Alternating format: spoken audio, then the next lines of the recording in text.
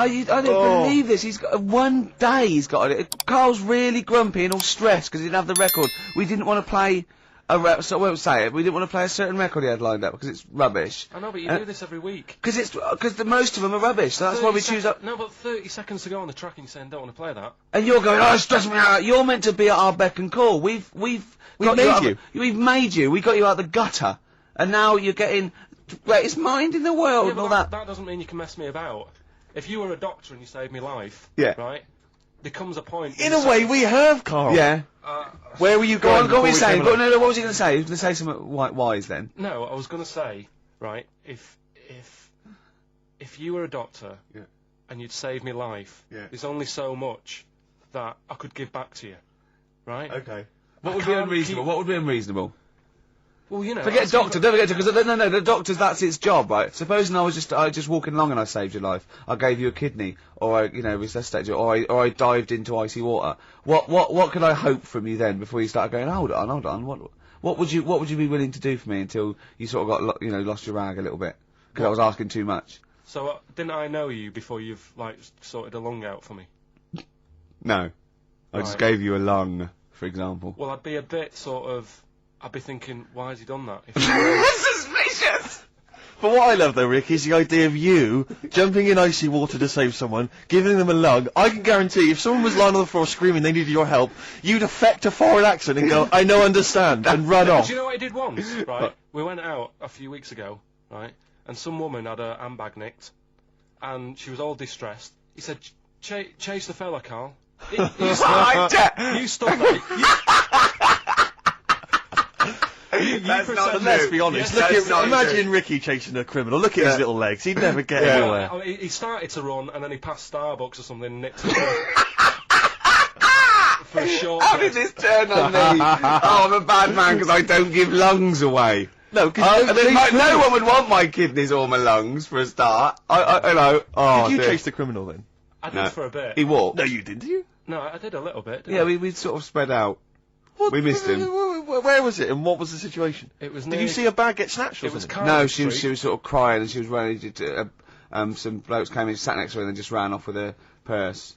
And you walked after them. No, they'd gone, Steve. They'd actually gone, but it was just a bit distressing because she was devastated. I know how she feels as well because I had a jacket, and you think, I've just got to find them now. Yeah. Where are they? Who are they? So she was really off her head with sort of she was angry and sort of crying. Yeah. And it was horrible. It was horrible, wasn't it?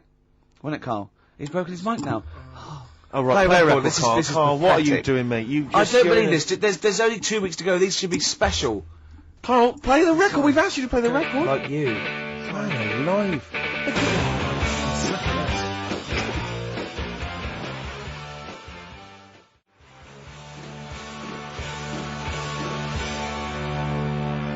Hive's main offender on XFM 104.9. I forgot to say who I was. Go on, who are you? Gervais, who are you? Steve Merchant. And who's that little fella over there, little round fella? Tiny little Karl Pilkington. The funny little thing from the Smash adverts. Say, they smash them with their metal knives.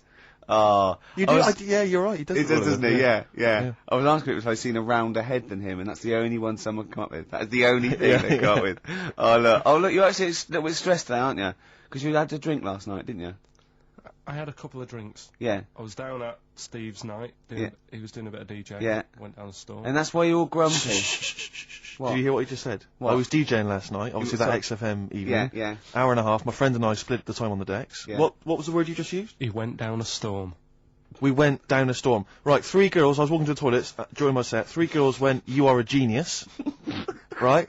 What's his name? Dane Bowers? Zane Lowe? Because you played records in a certain order? Yes. Sorry, Rick, if you can't deal with that. Sorry if you're a little bit jealous, because this time you can't share the award. Alright, dear. But it was my credit this time. You can tell he hasn't been a DJ. Because it's not just about... It's not just about that. The songs you play, it's the way you play them.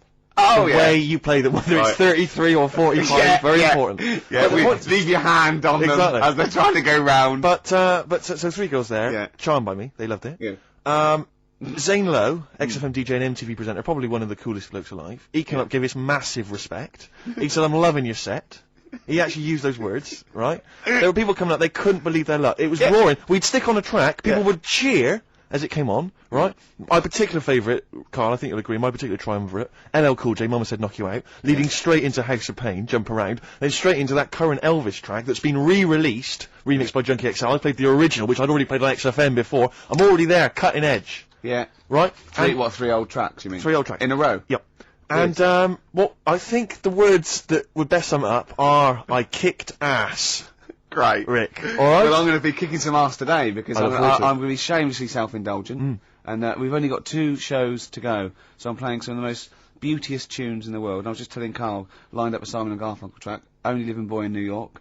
He went, why is he the only living boy in New York? I went, what? He went, what does that mean then? I went, I don't know. He went, well, what's it about? I said, I don't care. I said, it's a lovely song. No, but what's it? I said, I don't go into that. I said, he went, I like a story. I said, like what? I said, killing of Georgie, no trickery. Killing of Georgie. I think we should play that at the last. It's good. I heard it the other day on radio too. It was cracking. It sounds like well. It's really good. Tell them what it's about again. It's about little girl, gay fella. A little what? A little gay fella. Yeah. Right. Who I haven't heard it for a bit, so it's all off memory. This, but gay bloke. Is he from Scotland? I have no idea. But he's from somewhere where gays aren't liked. Okay. Right? No. Well, he is. Georgie Boy was gay, I guess, nothing more, nothing the kindest guy I ever knew, right? No, all he did was, right, his father said, how can my son not be straight, kicked him out, right? Goes to America. Yeah, but you can handle all that. You can handle your dad not getting on with you if other people around you are into the same scene. Yeah. But he was left on his own, he didn't know what to do. Yeah. He was getting stressed out. Yeah. So he goes... And this was before, I mean, this is, when did this record come out? 77? 77 years, something like that. Right. And, he's... During punk. Right, I see, yeah. So, you know, the village people had come along and made gay cool. Yeah. That had already happened. Yeah. But it wasn't respected. But he was watching the telly or something, and he saw that New York had loads of them over there, and they're all having a good time. Sure. No, sorry. At no point in the song does Rod Stewart say little gay Georgie was watching telly and saw loads of gays in New York. At no point in that song. No, but this is what I like about that song. You sort of picture what's going on. You make it up. Yeah. Okay, so the little gay fella was watching telly, and there was presumably the and now from New York, the gay show. Yeah. Or whatever, because it was a big scene over there, wasn't he, in the 70s? Yeah. Okay. Right, go on. So he goes over there, and he's having a great time and that. He's meeting... Went to New York Town, very quickly settled down, soon became the toast of the Great White Way. Yeah, they loved him. All the old queens blew a fuse. Yeah. Yeah. And then, I don't know, he was out late one night. Yeah. And he's walking home. Yeah. And gets attacked, gets killed, and he's lying in the They gutter. didn't intend to take his life, they just pushed their luck a little too far that night. Yeah, you see? So... Yeah. But what's good there? Is it good that he had a bit of a good life and was able to be himself? Yeah. Or should he have stayed in Scotland? He didn't come from Scotland. Again, I really... Well, I think, is there any way we can get this song before the end of the show and play it? Because I've heard it recently. A lot of people listening will have never heard this song. They wouldn't have any idea what we're talking about. Can I say what you said when we were talking about that song once before? Is it bad? It might be. Because we were talking about, you know, Georgie Boy, and he, you know, got it. I don't know. What? It's when you said... Well, it's a fact. I don't think if... Well, he said, so it's looking at Georgie, he gets out, he dies, right? He goes, well, they do go out late. I know. Gay people I go know out a few late. gay people, and they start to party late on. That's what, in Soho, right? Yeah. Girlfriend got in a cab, right? Suzanne was in a cab, and the cab driver was taking her to an early start, right? She works at the BBC. Yeah. Early start, 4 in the morning. It was going down. It was mental in Soho at 4 in the morning. Yeah. They were all still like starting the night out. How do you know they're gay? It's Soho, isn't it? Fair enough. Okay. Play a track. I'd love to be able to try and dig this out. Yeah, we will. This is Simon and Garfunkel, The Only Living Boy in New York. It's lovely. Mm-hmm.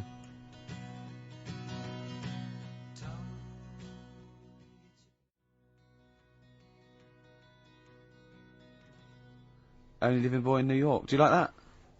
It's got a nice feel to it. Simon and Garfunkel. Yeah. Lovely.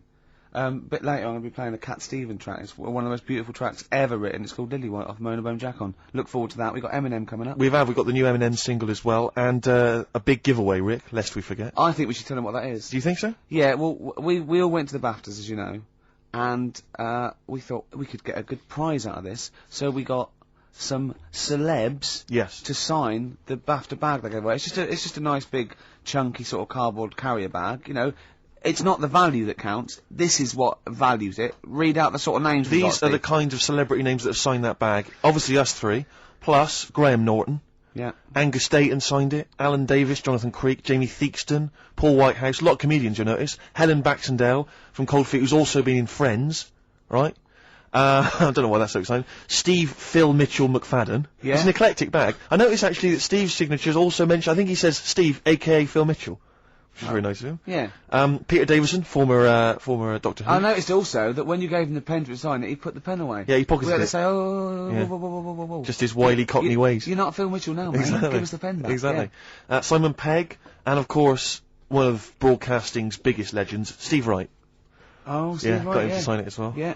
But that's, you know, you're not going to find that. That's quite an eclectic and kooky mixture of celebrity names. Yeah. You know, autographs on one bag. And we maybe photocopy it, and you can't make can that explain who they are. We can explain they are. But we can give that away. And there's, you know, it's a little commemorative thing of the BAFTA. It's got a big BAFTA logo on there and everything. It's pretty classy. Did I mention this? That our agent, who was there, he ran around getting a few of these autographs, and I think Helen Baxter, he went up to them and told him it was for charity. And that was why they signed it. Which I think's, you know, a little bit cheeky, but that's what agents are like, Carl. You've got to But then again, he didn't that. get anything from it. It's not like he said, give us £1. No, he just got... They just got when he said that as well. He made 42 quid. Yeah, exactly. So anyway, we're going to give that away. Is that a good prize? I think that's a nice prize, isn't it? It's a little commemorative thing. Carl, you're turning your nose up on it. No, it's alright. I wouldn't want it. Doesn't he? Do people get you to sort of do campaigns on the radio, like drink Fosters? I wouldn't, but you know, you can. Yeah, but look, I noticed on the big board here, it tells us that you can win signed and framed Chemical Brothers album covers on Sunday.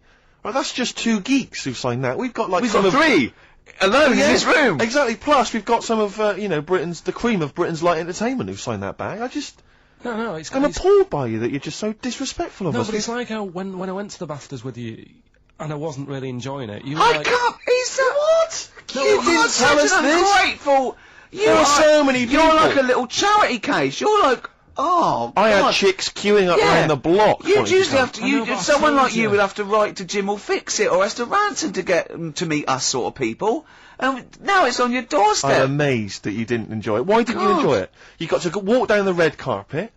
You went in. There was George Best, one of your footballing heroes, was there. A load of other big names. You sat there, you had prime position. You came backstage with a load of other big names.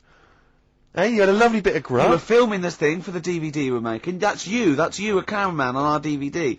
And yet you think, now you look grumpy because you had a couple of pints and I can't believe it. So tell us why you didn't enjoy it, because the ceremony, what didn't you enjoy about that? It was interminable, wasn't it? Far too long. Wasn't it awful? 3 boring. hours. I'm sorry. I thought you were going to say something. Really? Sorry. 3 hours. Yeah. I mean, I suppose for you two, at least, you know, you were going to get something. Sure. Yeah. But with me, it's like, I mean, I've never graduated or anything, so... Have you not? I'm trying to think of a situation. Basically, I sat there for 3 hours knowing that I'm not going to get anything out of the night. Yeah. Right? Now... Sorry, when we invited you and you said yes, did you think you were up for an award? No, but I thought we were going to be sat round tables, having a nice bit of food, whilst people are going up there winning awards. Yeah. But 3 hours of the same thing over and over again. I mean, if a film's 3 hours in the cinema, you go, well, it's long, but, you know, I wonder how it's going to end. Yeah. But this was just like the same thing over and over again. Some guy going up, thanks a lot, cheers for the bit of brass. And then going down, sitting down, the same thing over and over again. Honestly, right, I'd say it was one of the worst things I've ever had to do.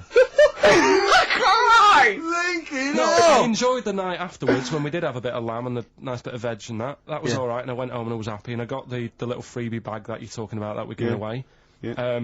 Which wasn't much good stuff in it. Oh, alright! Right. No, what would you have done on that Saturday night? What would you have done or the Sunday night rather, what would you have done had you been at home? I would have stayed in with Suzanne, right, watching telly, having a nice bit of pâté on toast or something, cup of tea, watching 24, But instead, I had to buy an expensive suit, so I didn't show you up. Right? This is right. Yeah. How much did you spend on your suit? Well, in total, right, because, you know, the shoes and the suit and the shirt and the tie, it was about 600 quid. That's the most expensive evening ever. And that's what I'm saying to you. And the daft thing is, it's dark in there. I don't know why you've got to wear a nice suit. You can't wear a tracksuit, for goodness sake. It's dark in there! No, just the shirt and that. It doesn't make you a better person wearing a suit. No, doesn't You make you a know what better I mean? person, no. We're not claiming it made you a better person. No, but that annoyed me. Yeah. I mean, it was an experience, innit? That's why I went, because you think, if I didn't go, if I would have said to you when you invited me, no, Steve, I don't want to go, then I would have never known, right? Yeah. And that's my sort of thing in life, right? Yeah. If something comes up, you should take it, even if you're not going to like it. It's a bit of an experience. Right. Do you know what he said to me? I phoned him up because we had to meet up, and obviously he had to pose as my gay lover. Yeah. To get in, right? Yeah. He phoned, what? He said something to me like, I bought a suit, I'm looking good. He said, I'm looking good. People will think, how on earth did he end up with that good-looking guy? So he got into the role. That was what he said to me. Started getting into it. Such an insight. Play a record. I just must say that we've had an email from Darryl Foss. Lots of people have emailed in and said, well done on the BAFTAs and well done on your Room 101. They really liked that. Thank you. There's one guy, and it's Darryl says, Ricky, has your dad only got one D-Mob suit? Because I don't know if you noticed, but Ricky wears the same suit every single time he appears on TV, because he spent a fortune on it getting it tailor-made. I've only got one. It's a good suit, and I he wears it know. all the time. And it's winter as well, it's like a pure wall, so I'm sweating everywhere I go. Anyway, usually it's too much cheese. I won't be buying another. Huh? I won't be buying another one. Ever. Yeah, that's it. Yeah. Yeah. Suzanne told me today, right, because I've handed it in today to have the trousers turned up a bit. Why? Because it was a bit of a bodge job for the night. Yeah. Right. It was just some pins sort of holding it up the other night, but you didn't notice, and I didn't tell you because I thought you'd be getting on the stage and saying, "Look at that freak over there," with his pants end up. But I took it to the place to get it done. Suzanne tells me that I'm going to start shrinking now and getting to that age where you start going smaller. I know that must have been a revelation to you and a worry. Like, how small do you get? How small do you get? Oh, Right, what are we playing now? I thought we'd have a bit of Marley music. Marley music. Oh, Okay. go on.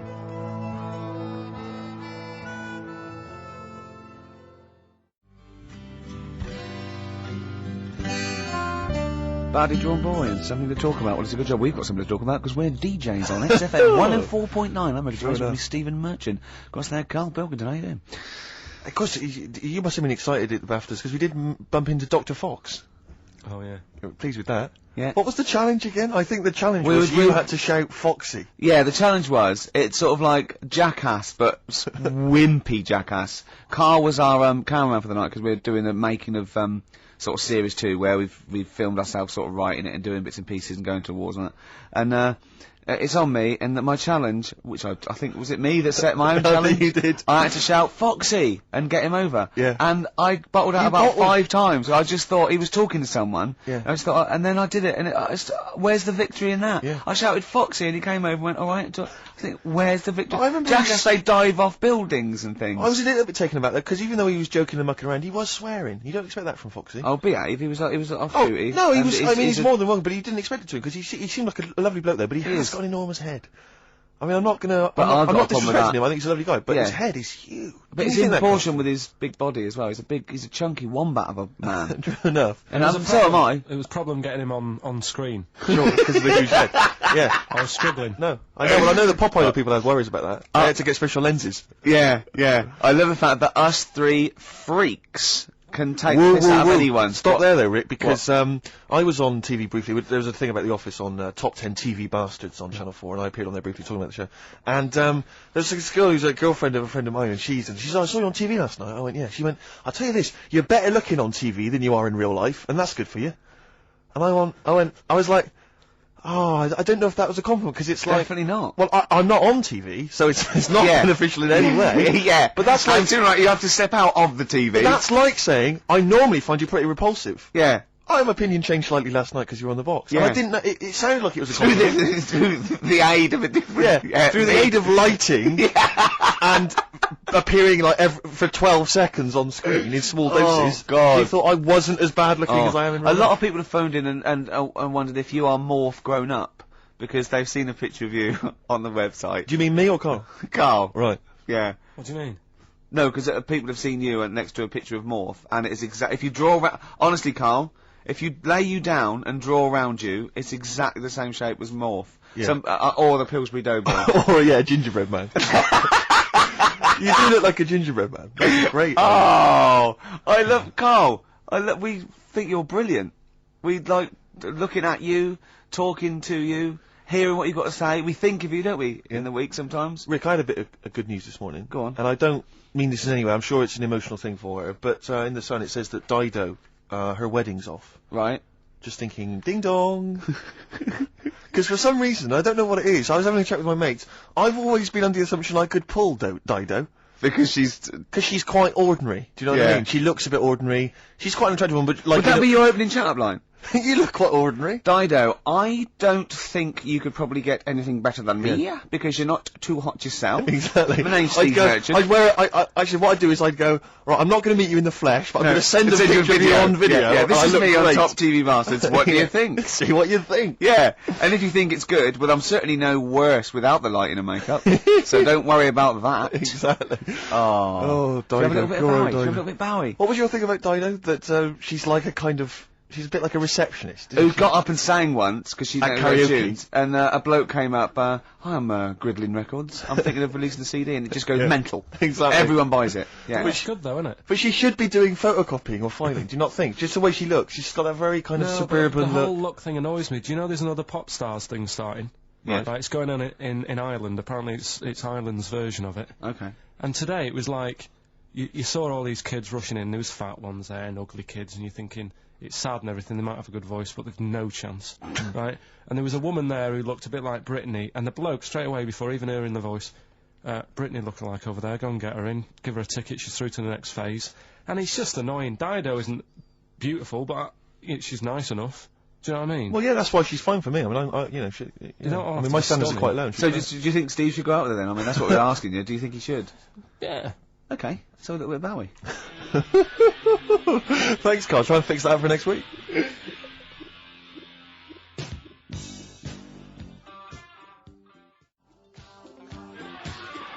Fashion, David Bowie.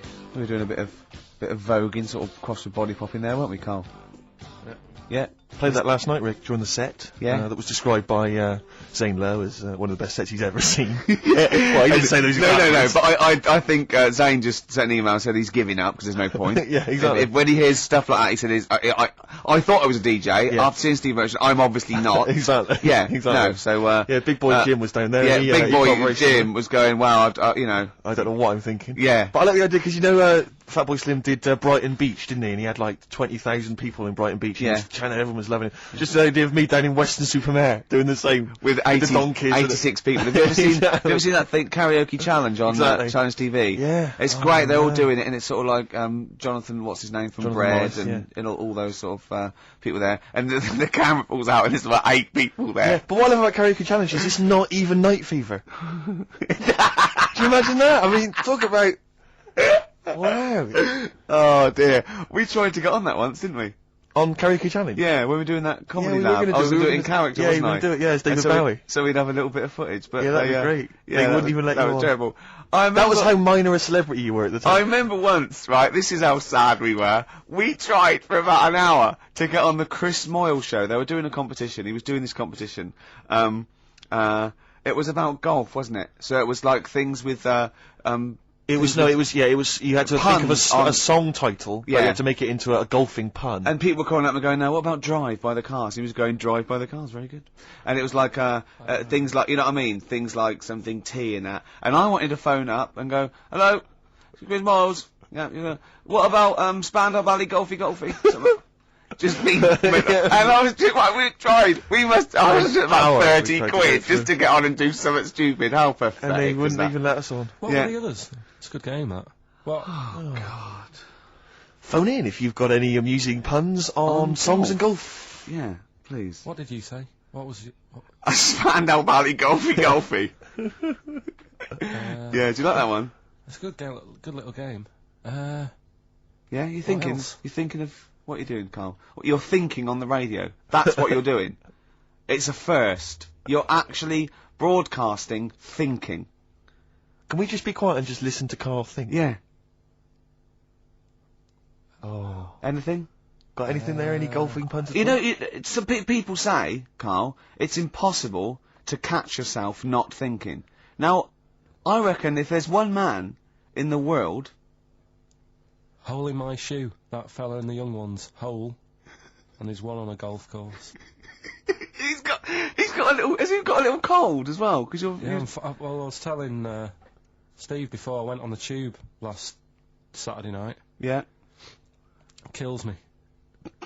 There's every time I go on the tube, I just get full of a cold and everything. I'm full of flu, and it's down to going on the tube. Is it? Someone told me that every time you go on the tube, it's the equivalent of smoking 2 cigarettes.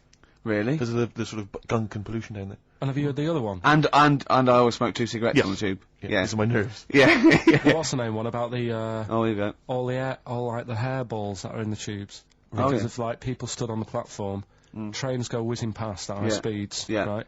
Takes a bit of your hair off. Don't say anything. What? You mean don't question the science of that? Well, no, he means because of my it doesn't head. affect him. Oh, I see. Yeah. Right, and apparently they all get caught up in the tunnels, and they have to like clean it out now and again because there's big hairballs on the lines. It's on the lines? On the train lines. Right.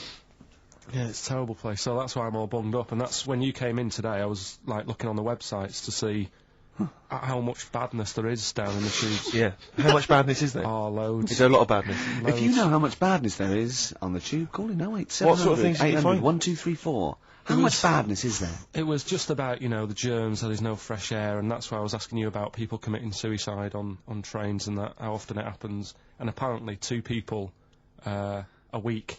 Was it two a week or 2 a day? It's 2 cigarettes. How many people is it? 2 people. 700, 800, 1234. How many people per cigarette is it like killing yourself on the tube? Call in.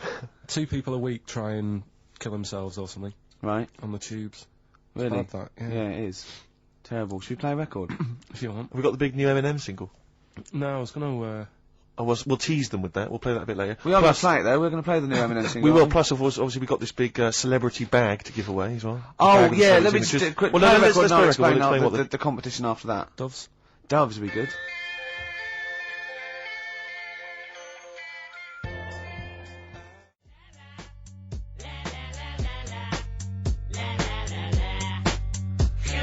Eminem, Without Me, on XFM 104.9.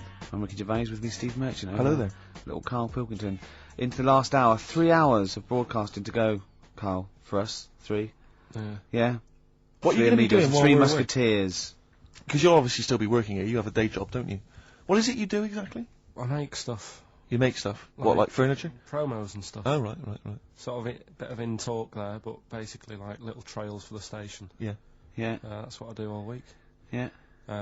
So you'll be back to doing that when we're off? You don't talk to anyone, do you, in the week? You just hide in your little sound booth thing, and you really don't talk to anyone, do you? Much? Not really.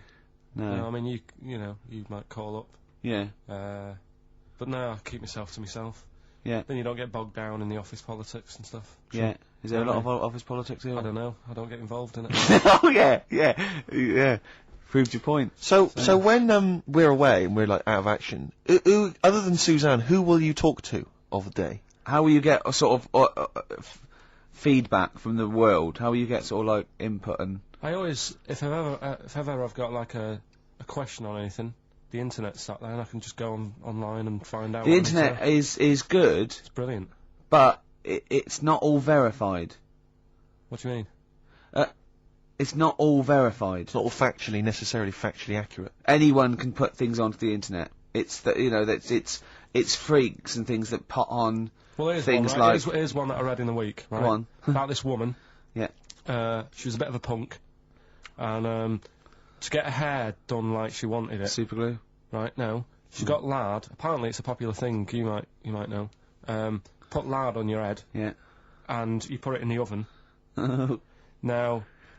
Apparently, the heat that you get from the oven is different from the sort of heat you get from an hairdryer, right? And she had to do that to get the style that she wanted. But anyway, she comes into money or whatever, treats herself to a microwave, right? It's not true. Opens the door, jams the things, you know, like the little catch, so the microwave works. She jams it with a screwdriver or a knife or something. Yeah. Puts the microwave on, sticks her head in, boils a brain. Don't be ridiculous. Right? Well, why is that ridiculous? Boils her brain. She boiled a brain. She boiled her brain. And this is what's good about the internet. I went straight from that, and there was a subject about brains. And do you know that Russell Crowe, when he dies, is giving his brain to charity or something, some sort of some people who can do stuff with it. She gave hers to Pot Noodle. Vesta. Yeah. Oh, That's boiling the a sort of skull. Yeah. That's not true. No. It's not true, Carl. It's the same as the woman who put her poodle in the microwave, isn't it? And all that. Just urban myths. They're urban myths. But again, where does it start? Someone made it up.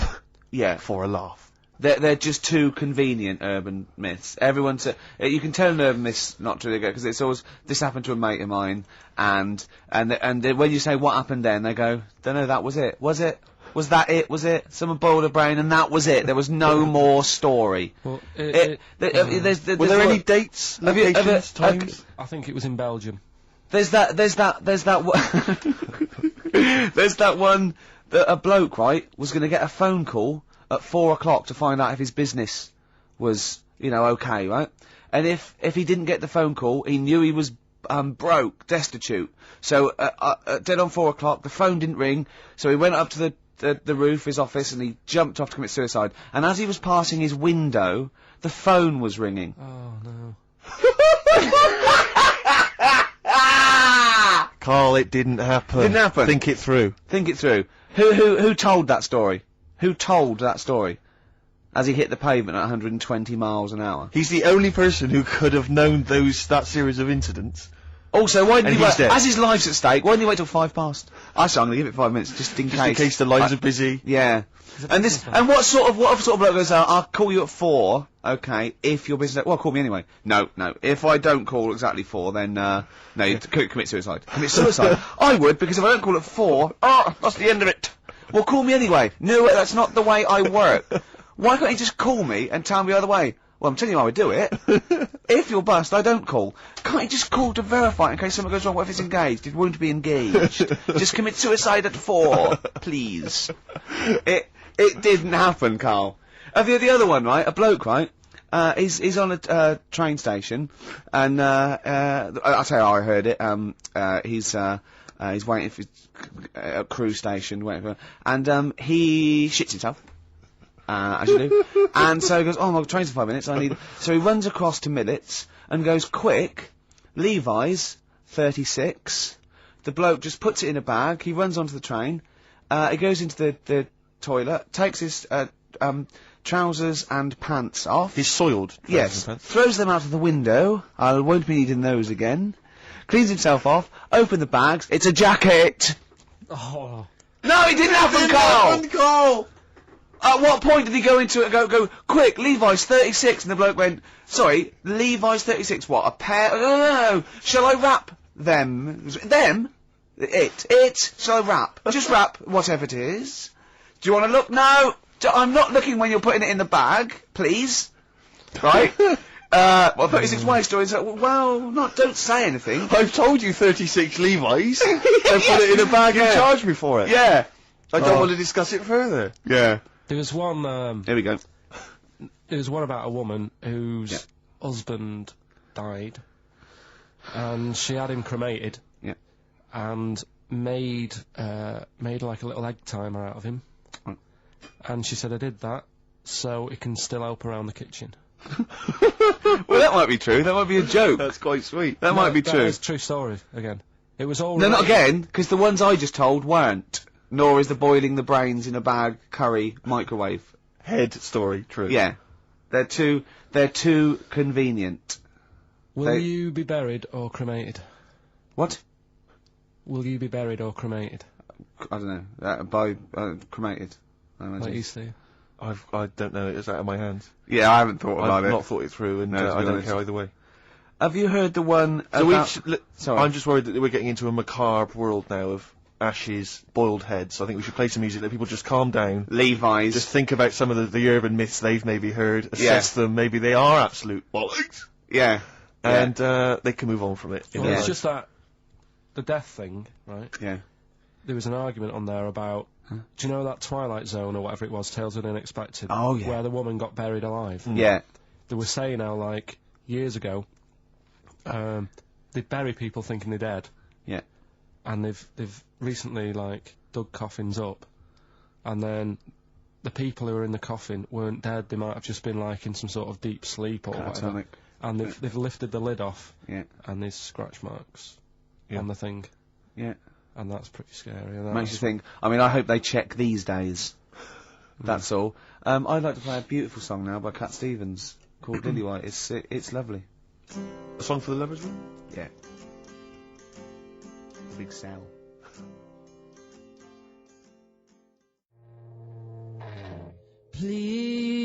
Please. Cooper Temple Claus there. Who Needs Enemies on XFM 104.9. Well, it's competition time. If you want that celebrity endorsed bag from the BAFTAs, Jane had a good idea. Go on. She thinks we should revive sort of Swap Shop because a I love competition. Swap Shop. I think it's a great game. It's great. It was great, right? But a competition or just saying why you need it, right? This way, you know, it's how much you can give, and I think it should be right. What will endorse Karl's life? A theme of the season, I suppose. This is we're ending a season now of this show, aren't we?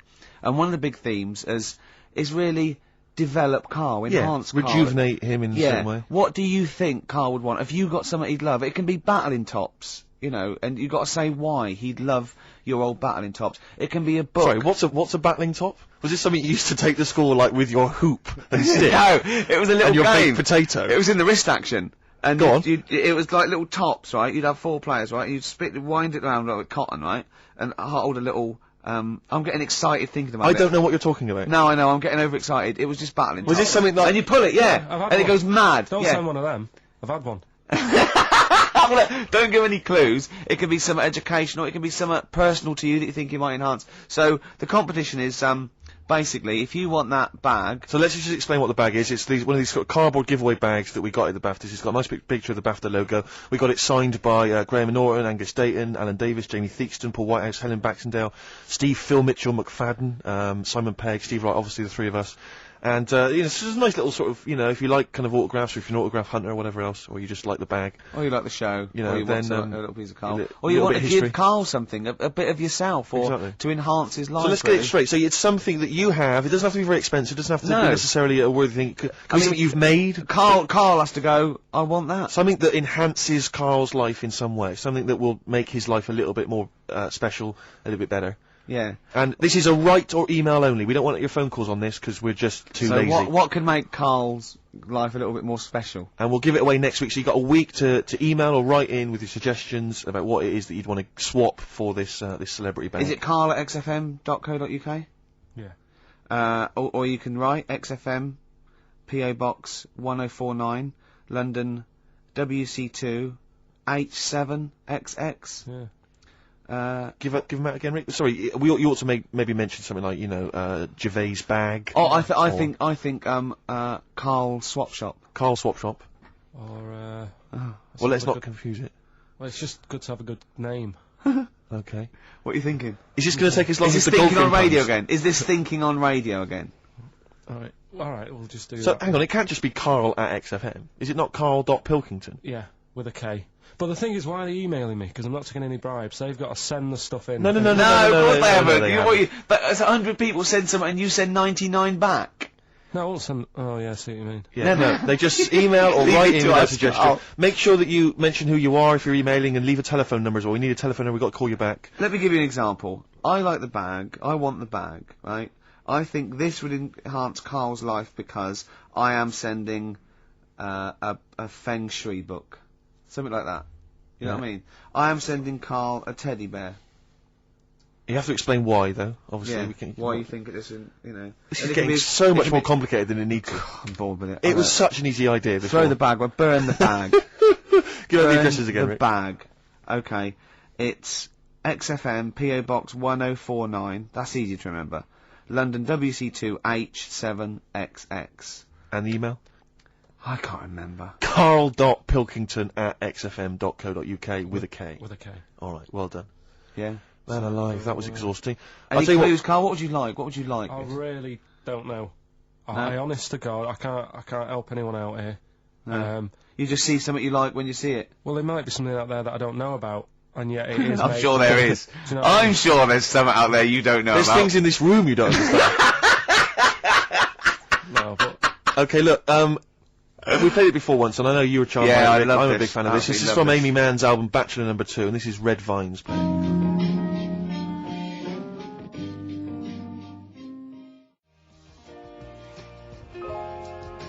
It's beautiful. I know Carl's not impressed, as ever. I don't know what your criteria for music appreciation is at all, Carl. it's just like you build them up as being something really good, and then I hear it, and it's like. Oh, But I don't know what it is that you're expecting to hear. What we meant to means say. it's really good. What we meant to say. Oh, this This all is a mediocre track. This is all right. Listen, Go on. when you played Simon and Garfunkel, Yeah. right, they've got their own unique sound. You know Yeah. it's them when they sing. Yeah. That could have been loads of women who I know. It could have been loads of women who you know. You only know your girlfriend. What I mean, Sheryl Crow sounded like Sheryl Crow to me. Yeah, but Well, only superficially. But Man's been around longer than Crow. Who knows what, influences she may have had. That sounds like a fable, doesn't it? Man's been around longer than Crow. Eh? But you see, no, I mean, that's just, there's a number, let's be honest, Rick, I mean, there's not that many great female artists, are there? Oh, hey, be careful there, Steve. Some of the sisters out there will be disagreeing with I'm you. not saying that they can't sing a beautiful song, I'm just worried they can't write the material. I'm thinking of Bush. I'm thinking of... Aren't we all, Rick? I'm thinking of arm trading. That's true enough. I am thinking of... Anastasia. Anastasia. I know you love Anastasia, don't you? You I love like that her- new one. I love that new one. I mean, I don't It like that sounds sort like of the stuff, other two. but it's sort of, there's a good chorus, and I can do her dance. That dance at the end when she puts her arms up. I like She that does one. sound like she's a cover of the new Tina Turner. Yeah, no, that's the only one I've liked, yeah. And with me and Steve think that she's sort of like one of those people that go out with her daughter. Well, I think the reason is because if you notice, she always wears sunglasses. Yeah. And I'm sure that because she claims to be something like 28, I bet she's like 40. It's like one of those She's got 40-year-old posting. women who come from Essex, but they come with their daughter's 21st, and they're going, your mum's mad. Yeah. They think we're sisters. They're like, I'm 40 and Yeah. she's 21. She always flirts with her daughter's boyfriend. Yeah. She's like, where are you going? We're going down, we're going down Millionaires. Your I'll come mum's down mad, myself. look, your mum's got a bra on. Yeah. Don't you think she looks like that, Carl? Yeah. I can't picture her. You can't picture Anastasia? No, she wears glasses. Sunglasses all the time, yeah. No. You're not into this, are you, Carl? You've get this whole sort of broadcast thing as just... You're fed up with it, aren't you? You can't wait to finish next week. Well, it just seems I can't say anything right. Why? Well, whatever I say isn't right. Or funny. No, but do you know what I mean? What? Because what are you upset about? Well, I laughed at the urban myth, it not being true. Mm-hmm. Yeah, and... But one of the things, I'll tell you, if you take nothing else away from our time on the radio, it should be to be more inquisitive. When a piece of information comes to you, don't just take it at face value, query and question it. That is what has made Ricky Gervais one of the premier thinkers in this country. He will not accept anything on face value. He queries everything. Anastasia, she looks glamorous and wait a minute, those glasses, what do they suggest? Actually, she's 40, I'm not going to buy her records. And that's Things like that. and that's libelous. That's potentially libelous. So, hang on a minute. Roy Orbison then, was he starting to look old? We're not saying everyone who wears sunglasses is necessarily older than their years. No, we're not even saying about Anastasia. We're just doing about an image, one of those sort of like ravers that goes to their daughter. It was a little bit of light observational comedy, to be honest, Carl. You've seen through it, mate. Yeah. You've torn it to shreds. She's not 40. You know what I mean? She doesn't hang out round with much younger people, chatting at their boyfriends. It wasn't true. What do you want? What do you want in life, Carl? Tell me now, because me and Steve can probably sort it out. That is true enough. Come on. What do you want? What's the best thing? What would make now? your What life song? happy? If you could play any song now, what would it be? Well, we're going to be spinning one of my favourites later on. Killing a Georgie. Killing a We've Georgie. sorted that out. You've probably got a lovely few gifts you can choose from, just because we got a few signatures on a piece of paper. Do you know what I mean? Yeah. What more do you want out of life? I always find that Do you want a cat? You want a cat, don't you? it's the things that you don't think you're going to get that you enjoy the most. Right? Go on, like what? No. Well, like when you go out for a night and you're expecting just to have a simple little drink and it turns out to be a really nice night, you see people you haven't seen for ages. Yeah. Now, the BAFTAs, so sort of, you expect so much He's having a go, isn't he? that when you get there, you get that little bit of veg as a starter. And you think, look at it, they've tried to make it look good. but really, as I said to you, I mean, you don't eat veg, which I find is mental. But like the starter that we had, that was like, how would you describe that? It was a veg pie. It was like, I thought, I was starving when I came in there, right? And from the, stairs, I could see the tables, and it looked like there was pate laid out, and I was getting excited, I was salivating. Got there, it was a vegetable pie. I said to Steve. So, vegetable pie. Okay, someone took mine, I gave it away. White House took mine, didn't he? Yeah, but Rick, you won't eat anything. We've discussed this before. All you'll eat is pizza and crisps. Do you know what he said to me in the week? I was picking up my food in the BBC canteen, and he went, right, well, I'm honestly thinking of stopping having lunch with you. I went, what? He went, it winds me up. I went, what? He said, it winds me up. It winds me up. You won't eat anything. That's a lovely bit of chicken there. You're not eating that. You're not eating that. It winds me up too much. Like you get irritated by people, noise. He said, you eating, it just winds me up, Gervais. And then he went, you're a cock. Yeah. It really annoyed me. His eating habits drive me mad because he's constantly whinging about the fact that he thinks he's got cancer. Every 25 seconds. Wait a minute, I can feel a lump, It's your cock. No, it's not, it wasn't there before, it wasn't there, it's a lump. I'm dying, quick to the hospital. How many times have you been to, like a doctor's clinic and sat in the waiting room, right? Carl, how many times have you been there, right, with a friend of yours? Twice I've been with Ricky. One time when we were writing the first years of the office, we were writing in the waiting room for the doctor. Because he had to go in there and have because he thought he had testicular cancer. I swear to God, I'd seen the thing about it. Cancer. And I just said, and he said, I never worry about that again. He said, no, you're not in the risk group and that. The other time was... But wait a minute, the other time was I thought I had, stomach cancer, and she went, why? I said, oh God, he said, when you get a sore throat, do you think you got throat cancer? I said, I have thought that, yeah. And she sort of said, get out of here, you idiot. And that's what I like that when they do that. But I think it's sort of since my mum died of it, and I just think, oh God, it's in the family, and that's the thing I worry about. But yeah. Don't you prefer? I mean, I don't go because it scares me. I'm like that. I prefer not to go because he might. I always worry that, especially with cancer and things, that they'll go. You know, I'll go there with a sore leg or something, and they'll go, no, your leg's fine, but look at this we've found in your head. If it's a brain, you'll be laughing. No, but do you know what I mean? They'll find something, because none of us are perfect, and as you get older, you get little moles and stuff, and they'll say, oh, we best get rid of that. And it's like, leave it alone, it's not causing any problems. Imagine arguing! That shouldn't be there. Leave it alone, it's not good. It is, it's getting bigger and it's strangling your lungs. But Rick's sort of like... But my point was, this is what upsets me. He constantly worries about his health. He's constantly obsessed. I found some buboes. I think I've got plague. Every 10 minutes he's got something. I started choking once because I thought it was some dust, didn't I? Yeah, he swallowed some dust. He started choking like he'd swallowed a fishbone, right? It was literally, I thought he was going to die. And he panicked dust. And he shouted, right, I'm choking, I'm going blue, and I'm trying to hit me, and he's hitting me on the back. And he shouted, I don't know the Heimlich manoeuvre. Yeah. And I was choking and dying, but then I wanted to laugh. Because he panicked going, it's like, if he's gonna die, I want him to know that I didn't know the Heimlich manoeuvre. I did everything I could, but I didn't know the Heimlich manoeuvre, so that was why I couldn't have saved him. Dear. But my point is this, he worries about his health, and yet he eats like a child. He eats crisps, constantly, Coke. He keeps going, oh, I've got a headache, drink some water. Yeah. No, boring, hate it. I did say that, yeah. Chips, pizza, sausages, beans and chips. I've never seen someone eat so much. Sausage. I don't know how he's not bored of it yet. Sausage, chips and beans. Everything that's got to have cheese on it. Parmesan cheese, please. On anything. Why don't they leave it in a restaurant as well? Seriously, why don't they leave the Parmesan cheese? It's like it's gold dust or something. The salt, as much salt as you want, but they come along, and I found myself sneaking. I've said to Jane, look out, is the waiter looking? And I've leant over and did some more Parmesan. I feel really guilty. Just leave it. It was on a trifle. You don't need cheese on dessert. I've explained it to you. Oh dear. So this is why I get angry, and that is why I got, and I'll tell you this, what, if I had to be on, I mean, Ricky was on Room 101, if I had to be on there, I'll tell you this, Ricky Gervais would be the first person in there.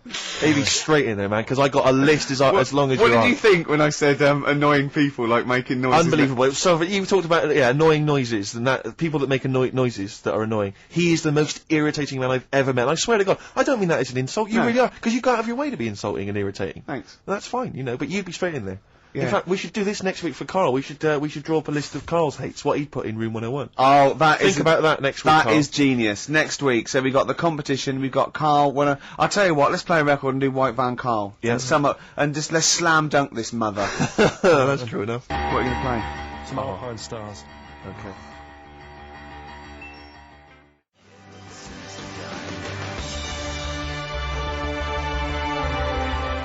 Alpine Stars, Carbon Kid, featuring little Brian from Placebo. Oh yeah. Thought I recognised him. Yeah, so like that. Right, White Van Carl. White Van Carl. Yeah, this is where we steal the White Van Man column from The Sun and basically fire those questions at Karl, getting his opinions on the week's news. Okay, Karl. Let me see. Okay, what do you make of this? The average woman, apparently, takes 27 minutes to get ready to go out. Did you know that? Are they saying that's a good thing, or...? No, they're saying that the bare minimum... This is what they surely. Said. No. But I remember reading, I'm sure they said that it takes them 27 minutes to get ready to go out, at the very least, I think. It's not that bad if it's for a night out. 30 minutes is alright. If it's going to get to 20 Woodbines. But, yeah, or, if the house is on fire, and it's like, quick, get ready and get out. I don't think it's in a fire, no. I think, go on. I think that's 27 minutes, right? I'd take about 27 minutes. I can take up to that. But do they include the getting up, having a bath? Doesn't give me any more details. No? 27 well, that's difficult to go by. Difficult to go on that one, isn't it? How long does Suzanne take to go out of the house? Depends, like I say, if we're just nipping out shopping, the old flip-flops and trackies on? Yeah. But if you're going out for the night, it takes a bit longer, doesn't it? Yeah. Yeah, you've got wire in the trackies. yeah. Come on. Okay, no, really don't know what the ins and outs of this story are. Is Sven-Goran Eriksson sticking with Nancy rather than Ulrika? Well, it's his wife, and not his girlfriend. Yeah, I don't know if this story's true. No one seems to have offered any evidence for it. Anyway, everyone remained silent. It's rubbish. And, okay, what do you make of this? David Beckham apparently was driving despite having an injured foot, and just further threatening his World Cup chances. Now, obviously, you're a big football fan. Well, I'm not that big. I like the odd game. Sure. Would that hurt him? Would that hurt his foot? It can't be good. Is it in a plaster? It's not in a big cast, sure, is it's it? better to drive than it is to walk on it. Good point. Fair enough, yeah. Cool. Can't argue with that. Can't get the bus, can he? Okay, and what do you make of this fascist leader who's having a lot of success in the French presidential elections? What's he doing? Have you not come across this story? No. Right, this is one of the big political stories. He's got a far right that got nearly 20%. He's a far-right fascist leader, and he's having considerable success in the French elections. I don't think we should be asking Karl questions like this. Not something you've got an opinion on? I'm getting scared. There's all sorts of bad stuff going on in the world that we don't know about. Yeah. But we know about this. Yeah, but you're better off not knowing, because there's nothing I can do about it. You're absolutely right, Karl. Fair enough. I can't argue with that. Oh, God, man that's alive. fantastic. That is brilliant.